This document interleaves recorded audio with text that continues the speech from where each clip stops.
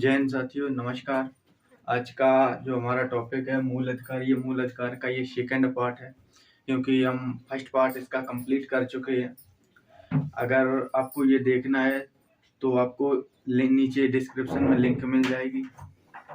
चलिए बिना time waste करते हुए अपने टॉपिक को पर हम चलते हैं। देखिए, पहला वाला वीडियो था उसमें हमने सिर्फ मूल अधिकार के बारे में समझा था। इसमें जितने अनुच्छेद है उनके बारे में हम समझेंगे। चलिए शुरू करते हैं। देखिए, पहला हमारा मूल अधिकार है समानता का अधिकार। देखिए, समानता का अधिकार 14 से लेकर 18 अनुच्छेद इसमें है। 14 से लेकर 18 अनुच्छेद तक ये है समानता का अधिकार। देखिए, अनुच्छेद 14 आता है। अनुच्छेद 14 में है कि अनुच्छेद 14 में पहला एक क्लोज है, एक दूसरा क्लोज है। इसमें दो क्लोज हैं। पहला है विधि के समान संरक्षण।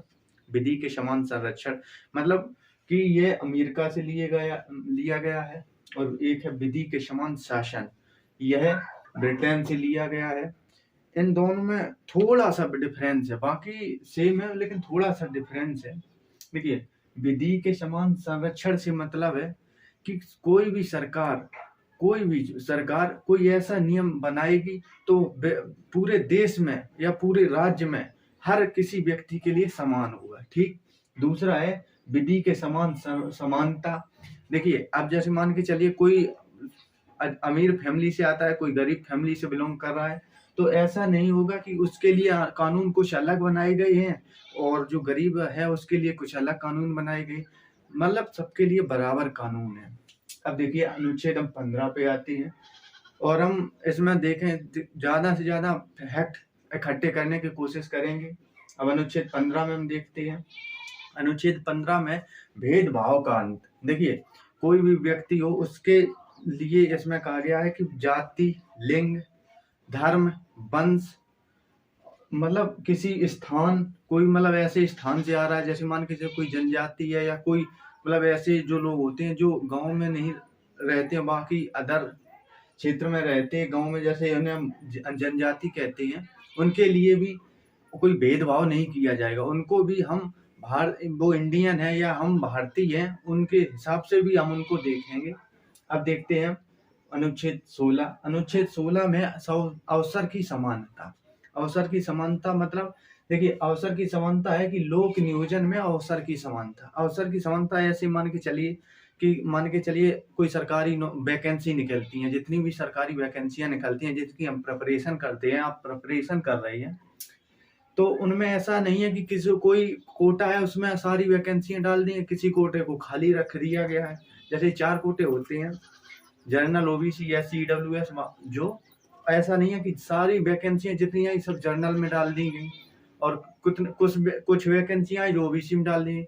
एससी, एसटी या ईडब्ल्यूएस इनके लिए कुछ नहीं है, तो ये उसके लिए है। अवसर की समानता सबको बराबर है, जो इंडिया में बिलोंग करता है उसके लिए। ऐसा नहीं है कि अदर पाकिस्तान का वो भी आई कि हम भी फार्म भरेंगे, हम भी लड़ेंगे, ऐसा नहीं। देखिए, अब 17वां है अवसर की अस्पृश्यता का अंत, छुआछूत का अंत। 17 में छुआछूत का अंत। छुआछूत से मतलब है कि किसी व्यक्ति से छुआछूत का कोई अंतर नहीं होगा। मतलब हर व्यक्ति भारत एक धर्मनिरपेक्ष राज्य है, इसलिए कोई छुआछूत अब नहीं है। अब एक है उपाधियों का अंत। देखिए, उपाधियों के अंत में 2 चीजें याद रखना, एक अध्यापक और दूसरी सेना। इन दोनों के हम जैसे कैसे कह देते हैं कि अध्यापक फलाने सिंह या अध्यापक फलाने सिंह, या जो सेना में होते हैं जनरल और मेजर, ऐसे पद उनके लिए हम उनके सम्मान में हम लगा देते हैं, तो वो सम्मान के लिए हैं। हम किसी व्यक्ति को उपाधि नहीं दे सकते हैं। यदि किसी व्यक्ति को उपाधि चाहिए या कोई अन्य देश, जैसे मान के चलिए अपने जो इंडिया में कोई व्यक्ति है वो ज्यादा पॉपुलर हो चुका है, तो अगर कोई देश उसे उपाधि देना चाहता है तो जो इंडिया का जो व्यक्ति है उसे राष्ट्रपति की स्वीकृति लेनी पड़ती है। समझे? अब आगे देखते हैं। अब देखते हैं हम स्वतंत्र, ये मूल अधिकार नंबर 2 है, स्वतंत्रता का अधिकार। ये 19 से 22 तक है, 19 से 22 तक है। अब ये इसमें देखते हैं, इसमें 3 अनुच्छेद है, ये मेन अनुच्छेद है। देखिए, एक 20, एक 21, एक 22, ये 3 है। इसमें 19 में सारे मतलब सारी स्वतंत्रताएं, जैसे मान के चलिए आप भारत के किसी कोने में रह सकते हैं, आप अपनी रोजगार के लिए कुछ भी मतलब कुछ भी ऐसा नहीं है कि आप तोप बना लगे बंदूक बना ले, ऐसा कुछ नहीं है। मतलब आप रोजगार के लिए कुछ ऐसा कर सकते हैं जिससे जो सरकार के हित में हो। ऐसा नहीं कि आप तोप बनाने लगो या कोई मतलब वैसे इलीगल काम करने लगो, तो ऐसा नहीं कर सकते। आप भारत के किसी कोने में रह सकते हैं। आप हथियार बिना हथियार के आप सम्मेलन कर सकते हैं। आप कोई भी समुदाय बना सकते हैं, समिति बना सकते हैं, आप कहीं भी इकट्ठे हो सकते हैं।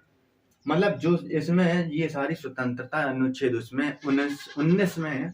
अब देखते हैं अनुच्छेद 20 को और फिर देखते हैं अनुच्छेद 21 को। देखिए 20 में लिखा है अपराध के दोष सिद्ध में, अपराध के दोष सिद्ध में, अपराध के दोष सिद्ध में। देखिए मान के चलिए कोई व्यक्ति है जो वर्तमान में एक सजा काट चुका है, जैसे मान के चलिए उसने कभी कुछ ऐसा काम किया है जिससे उसे सजा मिल चुकी है। तो अब ऐसा नहीं है कि आगे चल के अगर जो उसने जो मतलब कानून तोड़ा है उसके खिलाफ आगे चल के कोई सख्त कानून या कोई सख्त धारा बना दी गई है, तो ऐसा नहीं है कि वो तो अपनी सजा पूरी कर ही चुका है कि फिर उसे बुलाया जाए कि अब आपको ये सजा देंगे, कि आपने पहले वो सजा थी वो नॉर्मल सजा थी, अब आपको कड़ी सजा दी जाएगी।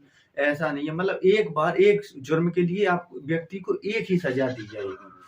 ठीक है। अब देखते हैं हम 19-21 अब देखते हैं प्राण एवं दैहिक स्वतंत्रता। देखिए इसमें क्या है 21 में प्राण एवं दैहिक स्वतंत्रता। प्राण एवं दैहिक स्वतंत्रता मतलब ऐसे देखिए मान के चलिए एक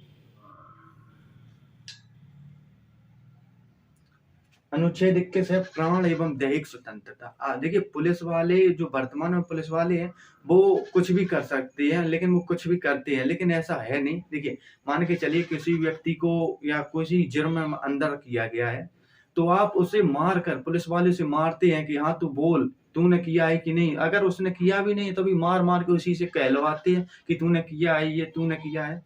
आप ऐसा नहीं कर सकते, ये इलीगल है। आप अनुच्छेद 21 का हनन किसी व्यक्ति के मूल अधिकार का हनन कर रहे हैं।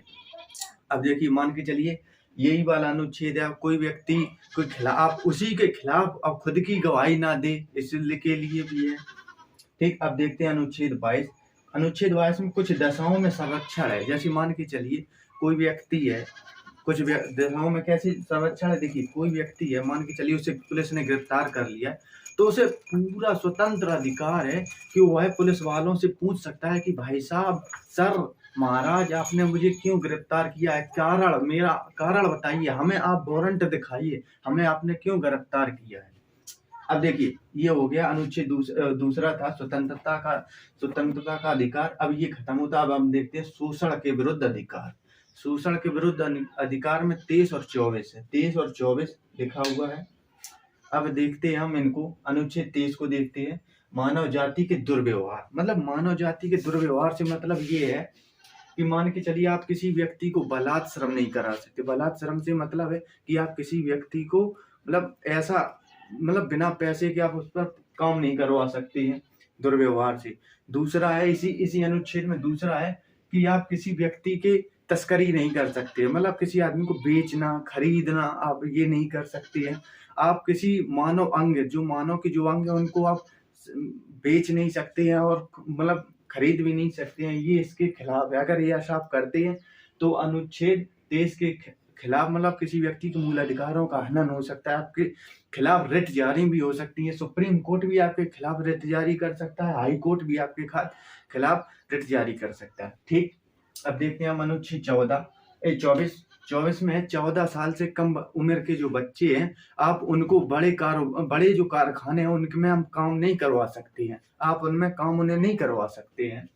अब इसी के साथ हम देखते हैं धार्मिक स्वतंत्रता का अधिकार। ये है 25 से 28 तक, ये चौथा है हमारा मूल अधिकार, ये चौथा मूल अधिकार है। धार्मिक और स्वतंत्रता का अधिकार ये 25 से 28 है। अब देखिए इसमें पहला अनुच्छेद है अनुच्छेद 25।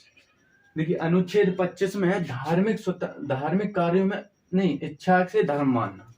25 में है इच्छा से धर्म मानना। अब मान के चलिए आप अगर हिंदुस्तान मतलब भारत में पैदा हुए तो आप कोई भी धर्म अपना सकते हैं, आप ना भी अपना आप कहे हम कोई भी धर्म नहीं अपनाएंगे, आप बिल्कुल स्वतंत्र हैं, फ्री हैं। क्योंकि आप भारत के एक धर्मनिरपेक्ष राज्य में पैदा हुए, धर्मनिरपेक्ष देश में पैदा हुए हैं। देखिए, अब कोई भी धर्म मान सकते हैं आप, ऐसा नहीं है। जैसे मान के चलिए, इसी में एक अनुच्छेद, इसमें एक क्लॉज जोड़ा गया है कि जो सिख होते हैं वो अपनी पगड़ी और एक कटार रखते हैं, वो किस अनुच्छेद के तहत रखते हैं, इसी के तहत 25 के तहत। और इसमें मुस्लिम भी आते हैं कि आप उन बोरखा वगैरह जो पहनते हैं काले कपड़े, उनको भी इसी में संरक्षण दिया गया है। ठीक, अब देखते हैं हम अनुच्छेद 26। अनुच्छेद 26 में धार्मिक कार्यों में प्रबंधन से स्वतंत्रता, धार्मिक कार्यों में प्रबंधन से स्वतंत्रता। मान के चलिए कि कोई मंदिर है जो एक बड़ी कंस्ट्रक्शन के हाथ में है, तो वो आसपास के या कोई भी ऐसा वो कर नहीं लगा सकती है कंस्ट्रक्शन। जैसे मान के चलिए कोई मंदिर है, उसमें कंस्ट्रक्शन ने बोला कि हम इसमें कुछ मढ़वाएंगे या कुछ संगमरमर लगवाएंगे, तो अगर हमें संगमरमर लगवानी है तो हमें मतलब उनको पैसे की भी जरूरत पड़ेगी, तो वो खुद करे कुछ भी। मतलब ऐसा नहीं है कि आसपास के लोगों से उन्होंने वसूल करना स्टार्ट कर दिया कि हम मंदिर में ये लगवाने वाले हैं, या किसी मस्जिद में या किसी गुरुद्वारे में, कोई भी हो सकता है कि मतलब उन पर लोगों पे आप कर नहीं वसूल सकते, मतलब लोगों से आप कह नहीं सकते कि हमें पैसा दीजिए, ये इससे स्वतंत्रता है। अब देखते हैं धार्मिक करों से स्वतंत्रता। राज्य कोई भी ऐसी मतलब ऐसा कर लागू नहीं कर सकती, राज्य कोई भी ऐसा कर लागू नहीं कर सकती है जो धार्मिक कार्यों से संबंधित होगा। मान के चलिए कि अभी राम मंदिर जब बना था, अगर सरकार चाहती कि मैं कोई ऐसा कर लगा दूं जिससे मुझे मतलब रेवेन्यू आए और जल्दी मंदिर बन जाए, राम मंदिर जल्दी बन जाए, तो ऐसा सरकार नहीं कर सकती। सरकार अपने जेब से ही उसको सारा लगाना पड़ेगा, और फिर उससे जो रेवेन्यू पैदा होगा वो अपनी जेब में ही रखना पड़ता है। ठीक, ये हो गया धार्मिक करों से स्वतंत्रता। अब देखते हैं अनुच्छेद 28, राज्य पोषित शैक्षिक संस्थाओं में धार्मिक स्वतंत्रता। देखिए, राज्य पोषित ऐसे शैक्षिक संस्थान है जो राज्य द्वारा उसमें पैसा दिया जा रहा है, उसके जो अधिकारी हैं या जो उसके टीचर अध्यापक जो भी हैं, उनको अगर सरकार पैसा दे रही है तो उसमें आप कोई भी धार्मिक ज्ञान या धार्मिक मतलब कोई भी ज्ञान नहीं दे सकते, उसमें धार्मिक कार्य नहीं करवा सकते हैं आप। इससे ये मतलब है। अब देखते हैं हम शिक्षा, संस्कृति और शिक्षा से संबंधित मूल अधिकार 29 और 30, ये है दो, इसमें दो है शैक्षिक शिक्षा से संबंधित दो अधिकार हैं इसमें। अब देखिए, पहला है अनुच्छेद 29, इसमें अल्पसंख्यकों के हितों की सुरक्षा। देखिए, अल्पसंख्यक हित कैसे होते हैं, जैसे मान के चलिए वर्तमान में कोई जनजातियां हैं जो मतलब गांव में छोड़ के जो मतलब जंगलों में निवास करती हैं, अगर वो पढ़ना या अपने विकास और वृद्धि करना चाहते हैं, तो उनके हितों की रक्षा के लिए हमको कुछ ऐसे संस्थान या कुछ ऐसे विद्यालय स्थापित करने पड़ेंगे जिससे उनकी आने वाले जो समय है या आने वाले जो पीढ़ियां हैं उनके अच्छा विकास कर सकें, इससे संबंधित है। अब देखते हैं हम अनुच्छेद 30। अनुच्छेद 30 पे आती है शैक्षिक संस्थाओं में की स्थापना। देखिए, अल्पसंख्यक वर्गों के लिए अभी हमने बताया, अल्पसंख्यक वर्गों के लिए शैक्षिक संस्थान भी वो खुद स्थापित करें या राज्य स्थापित कर सकती है, ये दोनों है। अब देखते हैं अनुच्छेद नंबर 6वां, मूल अधिकारों के उपचार। देखिए, ये 7वां मूल अधिकार है क्योंकि इसे अब हटा दिया गया है, ये संपत्ति का अधिकार हटा दिया गया है, तो इसलिए ये 6वां बन गया है, पहले ये 7वां था। अब देखिए, मूल अधिकार के उपचार में डॉक्टर भीमराव अम्बेडकर ने कहा था कि यह पूरे संविधान की आत्मा है, क्योंकि आप इसके खिलाफ आपके अगर मूल अधिकार का हनन हो रहा है तो आप इसके तहत अनुच्छेद मूल अधिकार के उपचार के अनुच्छेद 32 के तहत सुप्रीम कोर्ट जा सकते हैं, या अनुच्छेद 226 के तहत आप हाई कोर्ट जा सकते हैं, हाई कोर्ट जा सकते हैं, आप हाई कोर्ट भी जा सकते हैं। और ये वाला अनुच्छेद अब देखते हैं अनुच्छेद नंबर संपत्ति का अधिकार, ये अनुच्छेद नंबर 7वां है। संपत्ति का अधिकार है अनुच्छेद 31 में दिया गया है। अब इसमें जो अनुच्छेद है ये वर्तमान में हटा दिया गया है। 44वां संशोधन, संविधान संशोधन करके 1978 में 44वां संविधान संशोधन था, इसे हटा दिया गया है।